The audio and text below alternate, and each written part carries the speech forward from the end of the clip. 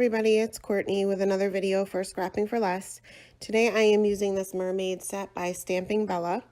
I started off with a panel of Nina Solar white cardstock cut down to 4 1/4 by 5 1/2, and I'll be stamping my images with Lawn Fawn's jet black ink because I'm going to be Copic coloring the entire panel. I tried initially to use distress inks and cut out masks for these images, but the mermaid is very intricate, especially with the hair, so I wasn't getting good results, so I decided to do the entire background with my Copics. So I started off with a variety of B, BG, and BV markers, and I started off by just kind of mapping out where my light source will be, basically where the sun is shining through the water. And I just took a variety of light blues and light BG markers and one BV marker and just plop the color down on there. There was really no rhyme or reason, but this way I could get in between the little strands of hair and underneath her arm there where the mask would just not work. The more color you lay down, the more they will blend. So for example, I put this BV marker down and I didn't really like the results, so I just added more of my B00 and my BG11 and kind of blended that out a little bit. You could still see it, but it toned it down by quite a bit.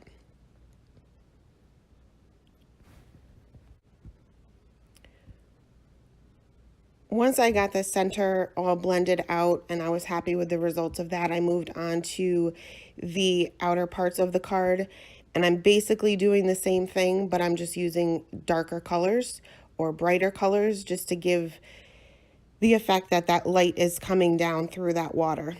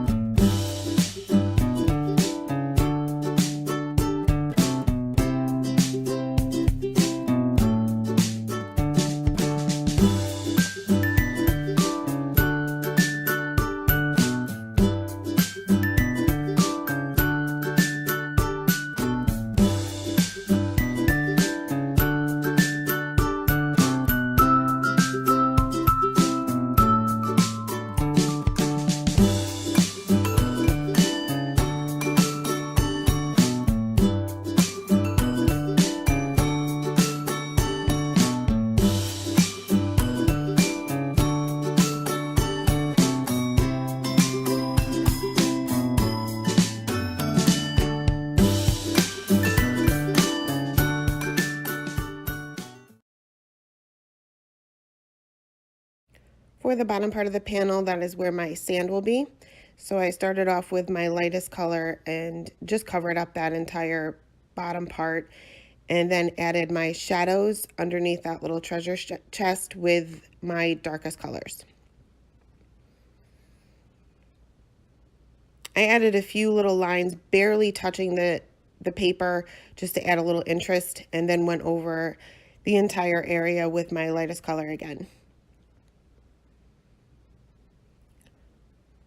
For my Little Mermaid and as well as the other images, I wanted to pay attention to that light source that is coming down. So my lightest area will kind of be in the center of her towards the left. And I started off with my skin tones, just mapping out where my darkest areas will be with my lightest color, then moving on to my darkest color, then my two midtones, and then back to my lightest.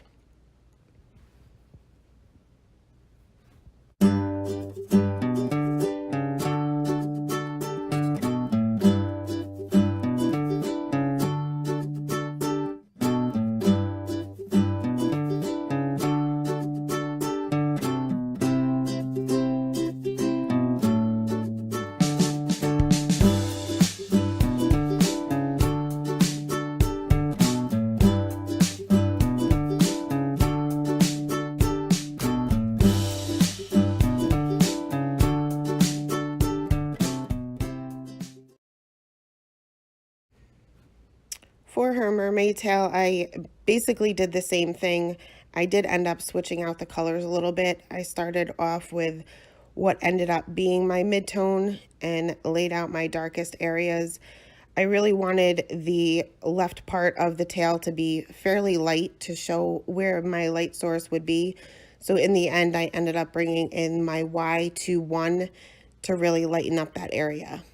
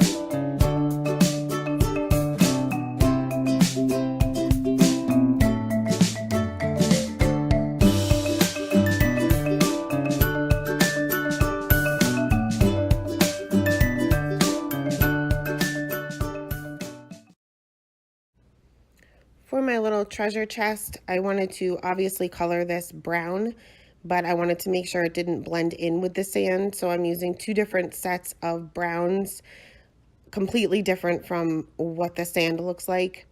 I started initially going around these little strings of pearls that are hanging out of the treasure chest, and then just decided it was too difficult. So I ended up going over the entire thing, and at the end I will add my gel pen to make those white again.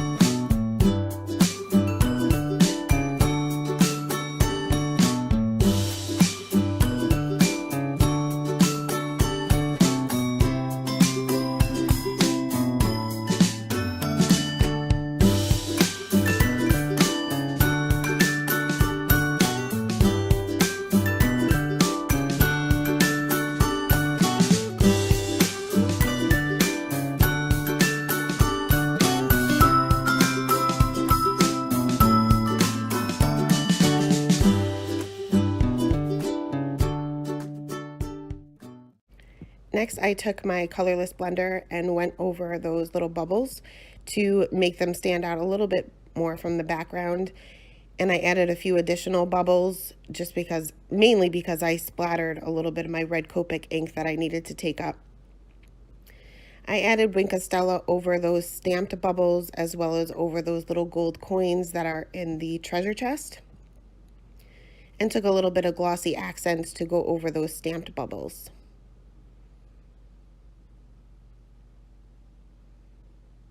Once that was dry, I added the entire panel onto an A2 size card base, and that is it for today.